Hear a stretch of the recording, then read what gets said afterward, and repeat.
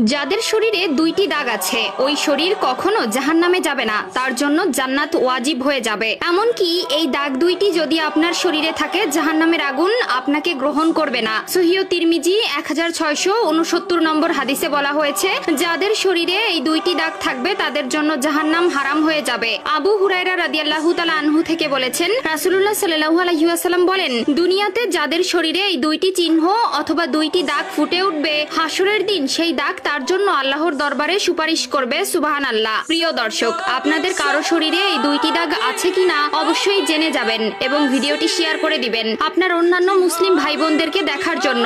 হয়তো আপনার একটি শেয়ারে শত শত মানুষের কাছে পৌঁছে যাবে এই বার্তা। এই দুইটি চিহ্নের জন্য আপনি হয়তো হাসরে পার পেয়ে যেতে পারেন। প্রিয় ভাই বোনেরা, আমার শেষ নবীর উম্মত হয়ে যদি আপনি নিজেকে ভাগ্যবান মনে করেন অবশ্যই আলহামদুলিল্লাহ কমেন্ট করবেন। মুসলিম হিসাবে জন্ম নিয়ে সত্যি আমরা একটা ভাগ্যবান, আলহামদুলিল্লাহ। তো চলুন জেনে আসি কোন দুইটি দাগ যা কারো শরীরে থাকলে আল্লাহ তাআলা তাকে মাফ করে দিবেন। 1 নম্বর দাগ হলো, রাসূলুল্লাহ সাল্লাল্লাহু আলাইহি ওয়াসাল্লাম বলেছেন, যে ব্যক্তি জিহাদের ময়দানে আল্লাহকে খুশি করার জন্য, আল্লাহর দ্বীন কায়েম করার জন্য অথবা আল্লাহর সন্তুষ্টি অর্জনের জন্য যে ব্যক্তি শত্রুর মোকাবেলা করতে গিয়ে শত্রু পক্ষের আঘাতে তার শরীরে ছোট্ট একটা দাগও যদি হয়ে যায় তার জন্য জান্নাত ওয়াজিব হয়ে যাবে। এই দাগওয়ালা শরীরকে আল্লাহ তাআলা অনেক ভালোবাসেন। এই দাগ থাকার কারণে কিয়ামতের ময়দানে আল্লাহ তাআলা তাকে জান্নাতে দিয়ে দিবেন। প্রিয় ভাইয়েরা আমার, আল্লাহর দ্বীনকে কায়েম করার জন্য যাদের শরীরে বিন্দু পরিমাণ দাগ হয়েছে তারা কতই না সৌভাগ্যবান। আল্লাহ আপনাকে জান্নাতি হিসাবে মনোনীত করেছে বলেই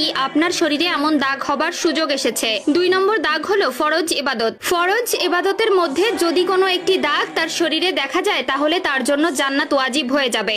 যেমন যদি কোনো ব্যক্তি নামাজ পড়তে পড়তে দাগ করে ফেলে, যদি আপনার হাঁটুতে, আপনার কপালে, আপনার পায়ে দাগ হয়ে যায় বুঝে যাবেন আল্লাহ তাআলা আপনার জন্য সুসংবাদ দিয়েছে। তবে এখানে একটি বিষয় হলো, লোক দেখানো নামাজ থেকে সকলে বিরত থাকবেন। আপনার নামাজ তো কবুল হবেই না, বরং আপনি পাপের ভাগীদার হবেন। মনে রাখতে হবে নামাজ পড়তে হবে একমাত্র আল্লাহ তাআলার সন্তুষ্টির জন্য এবং পরকালে আল্লাহ তাআলার জাহান্নামের শাস্তি থেকে বাঁচার জন্য।